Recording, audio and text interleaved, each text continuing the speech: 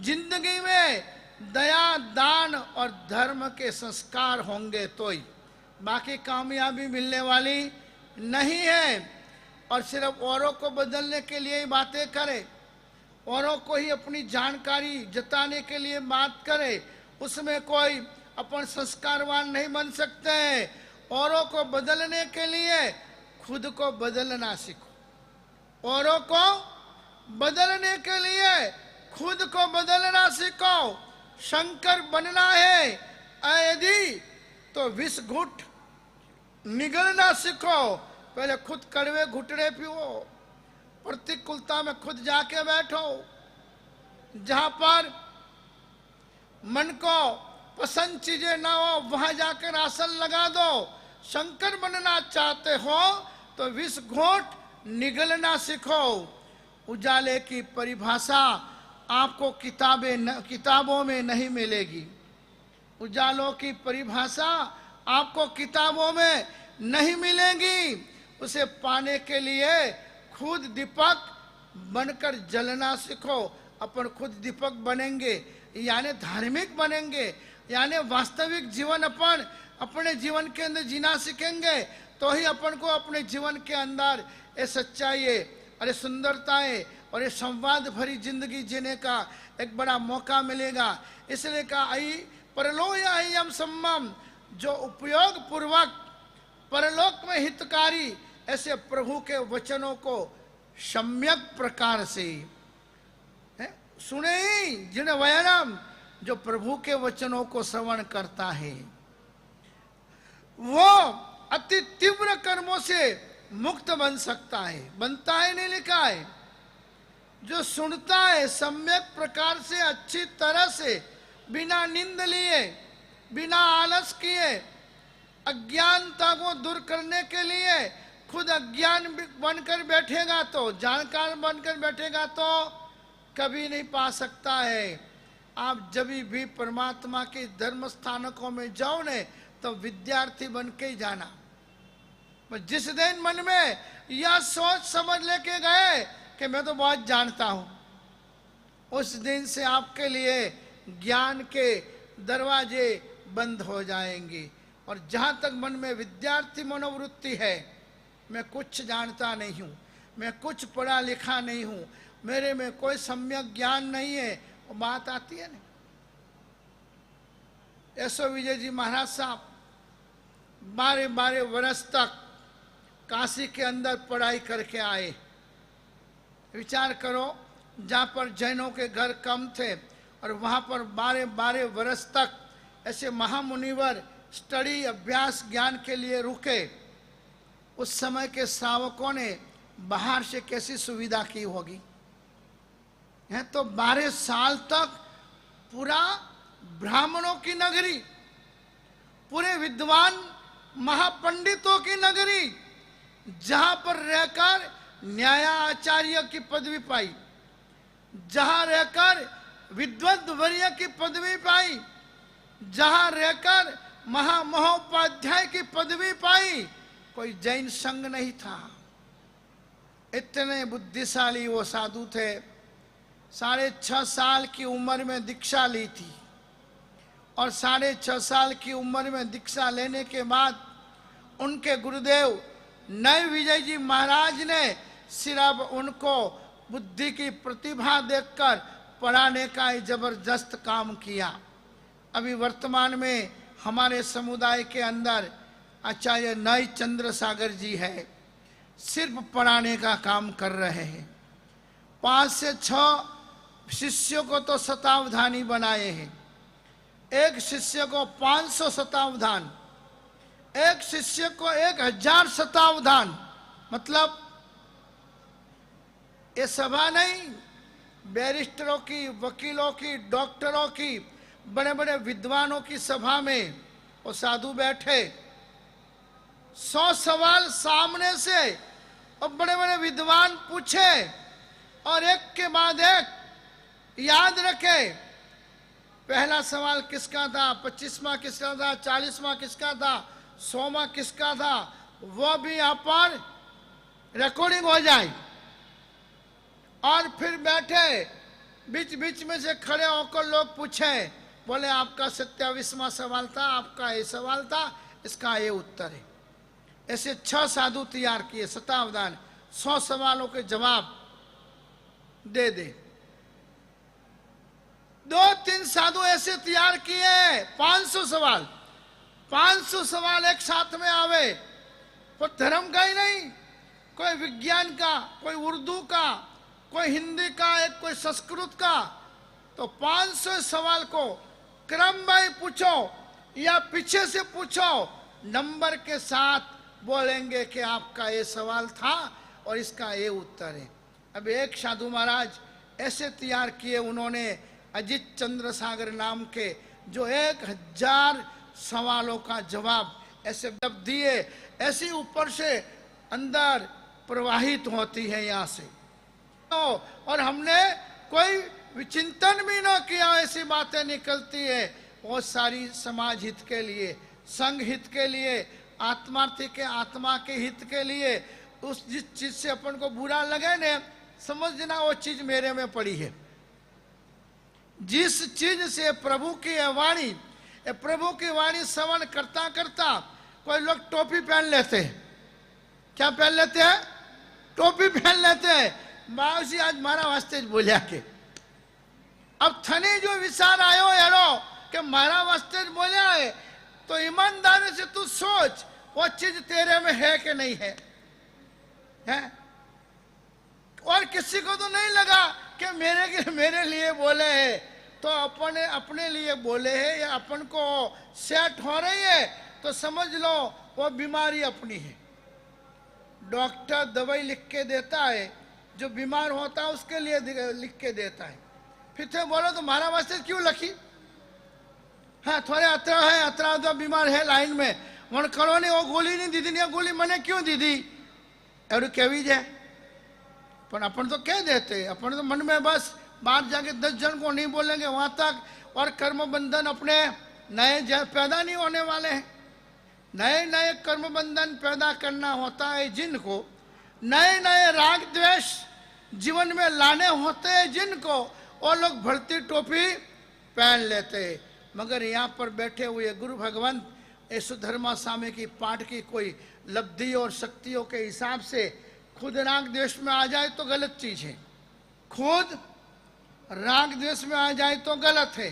पर सामने वाले व्यक्तियों की परिणति को शुद्ध सुंदर बनाने के लक्ष्य से यदि बोले तो वो, आज अपना भी विषय 2 चीज अपन पूरी किया, सरल प्रकृति भद्रिक और विशेष बुद्धिशाली। आज वो भी सम्यक ज्ञान जैसा है, रास्ता है न्याय मार्ग में प्रेम। तीसरा गुण कौन सा बताया? सदग्रस्त का रघुकुल रीत सदा चल आई, प्राण जाए मगर वचन न जाई, ऐसा न्याय मार्ग। तो उसके लिए एक हिंदी कवि ने लिखा है, विद्या बुद्धि जहां मानव का, विद्या बुद्धि जहां मानव का सतपथ आलोकित करती है। अपनी ये सम्यक ज्ञान की बुद्धि, ये सम्यक सोच, ये सम्यक विचार जहां तक सतपथ, अच्छा मार्ग, अच्छा रास्ता, सतपथ आलोक चरण नहीं धरती है, पीड़ा यानी दुख आपत्ति उस व्यक्ति के जीवन में चरण यानी एंट्री नहीं ले सकती है। विद्या बुद्धि जहां मानव का, यदि सम्यक ज्ञान है, विद्या है और अच्छी बुद्धि है, ईर्ष्या वाली बुद्धि नहीं है, वह सतपथ आलोकित करती है। वहां सुखों की वर्षा होती है, पीड़ा चरण नहीं धरती है। वहां पर गलत कोई अपजस मिल जाए, गलत कोई जीवन में अंगुली अपने सामने कर दे, सम्यक ज्ञान वाले को कभी ऐसा सोच नहीं आएगा। और ऐसा सोच नहीं आता है तो ऐसे कर्म वो नहीं करेंगे, वो कर्म नहीं करेंगे तो ऐसे शब्द भी, ऐसी गलत भाषा भी किसी के लिए निंदा कुथली वाली उनके मुंह से निकलती नहीं है। उत्तम लय अवतार ना भजो जेने भगवान ने, उत्तम लय अवतार न भजो जेने भगवान ने, हारी गयो गंवार जीती बाजी जोर में। जहाँ तक अपन अच्छा जीवन, अच्छा शरीर, अच्छा कुल, अच्छी ये धर्म की परंपरा प्राप्त होने के बाद भी अपन न भजो भगवान ने, यदि नहीं अपन भगवान के भजन यानी सत्कर्म नहीं करते हैं तो अपन अच्छे जिंदगी को भी अपन हार जाते हैं। इसलिए ऐतिव्य कम विगमा सुक्को सो सावगो इत्थ, और उपयोग पूर्वक सुनता है, परलोक को हितकारी बातें ही सुनता है, प्रभु के बताए हुए वचनों को सम्यक प्रकार से श्रवण करता है। सुक्को सो सावगो इत्थ ऐतिव्य कम विगमा, वो अति तीव्र कर्मों से भी मुक्त बनता है। अति तीव्र कर्म जो अपन भयंकर कोटि के अध्यवसायों को लाकर क्रोध वगैरह के द्वारा कर्म बांधे हैं, ईर्ष्या वगैरह के द्वारा भी कर्म बांधे। ईर्ष्या कब होती है? मन में कमी लगती है, हो उन्होंने ज्यादा मान दे, मोने ज्यादा मान नहीं दे, ये ईर्ष्या। ईर्ष्या का नाम क्या? ईर्ष्या का रास्ता कौन सा? मन में जब, एक गुजराती कवि बहुत सरस लख्યું છે, अदेखा केरी आंख में, अदेखा केरी आंख में कमड़ा केरो रोग, पर विषे पीड़ू देखे रोग तणो संयोग। जब मन के अंदर अतृप्ति, मन के अंदर ईर्ष्या भाव, जलन भाव पैदा होता है ने, तब एक समान सब प्रकृति प्रवृत्ति समानता होने के बाद भी वो ईर्ष्या मुंह से क्या बुलाती है? उन्होंने अच्छा रखे, मोने अच्छा नहीं रखे। के झगड़े, ए सासू बहू के झगड़े हैं, कब पैदा होते हैं? जब मन के अंदर ये सोच, ये विचार आती है, अरे भाई अपने में कोई कमी है ना, अपने में क्या कमी है? विनय नहीं है, विवेक नहीं है, वात्सल्य नहीं है, दूसरों के प्रति प्रेम नहीं है, तो होता है यानी कसाय क्रोध समृतो। जिस आदमी ने नर जन्म पा लिया, नरो जन्म पर्यंतम, जिसने नर यानी मनुष्य जन्म भी प्राप्त कर लिया है, मगर मनुष्य जन्म प्राप्त करने के बाद सिर्फ एक ही काम किया है, स्व उदरस्य पूरक। सिर्फ संसार के साधन सामग्री संपत्ति व्यवहार व्यापार वृत्ति प्रवृत्ति उसके सिवाय कोई काम नहीं किया जिसने। स्व उदरस्य पूरक यानी अपने पेट की ही फिक्र की है। खाली पेट की तो फिक्र करे तो समझा, हर आत्मा को पेट की फिक्र होती है। और ज्यादा दिन तक वो उधर खाली नहीं रह सकता, उधर यानी पेट है। 5, 10, 20, 25, 50 दिन के बाद तो चक्कर आ सकते हैं। तो पेट की नहीं, आजकल तो लोग पटारों की चिंता करते हैं। किसकी? पटारों की। बस हमारा पटारा कैसे भर जाए, बस हमारे जीवन में शौक शौक पैसों पैसों कैसे आ जाए। इसलिए एक आदमी मुझे मिला और मुझे बोला कि भाई आप पैसे को क्या समझते हो? क्या समझता हूँ? कागज समझता हूं मैं तो। पैसा कोई होनू है? पैसा कोई चांदी है? पैसा तो क्या है? 2000 की नोट, 1000 की नोट, 500 की नोट, और बकरी के सामने रखोगे तो क्या करेगी? वो चबा जाएगी। कुत्तों के सामने आप 2000 का बंडल रख दो, क्या करेंगे कुत्ते? पग ऊंचा करके अच्छा मच्छी गाड़ी लाके खड़े रखो, कुत्ता आएगा सूंघेगा और चले एक टांग ऊंची करके मुहूर्त करके चला जाएगा। आप मुहूर्त करो कि ना करो? तो मैंने कहा इससे क्या ज्यादा कीमत है पैसों की? तो कि नहीं बात सीखी, बहुत कीमत है पैसों की। मैंने कहा क्या है? तो उसने मुझे सुनाया, पैसा तो पैसा है, पैसा तो पैसा है, ना तो खुदा है। पैसा तो पैसा है, ना तो खुदा है, मगर खुदा की कसम खुदा से कुछ कम नहीं है। आजकल आदमी क्या क्या नहीं करता, पैसों के लिए मर्डर कर देता है, माँ बाप को छोड़ देता है, भाई भाइयों के बीच में दीवार खड़ी कर देता है, पति पत्नियों के झगड़े हो जाते हैं, बेटा बाप से अलग हो जाता है।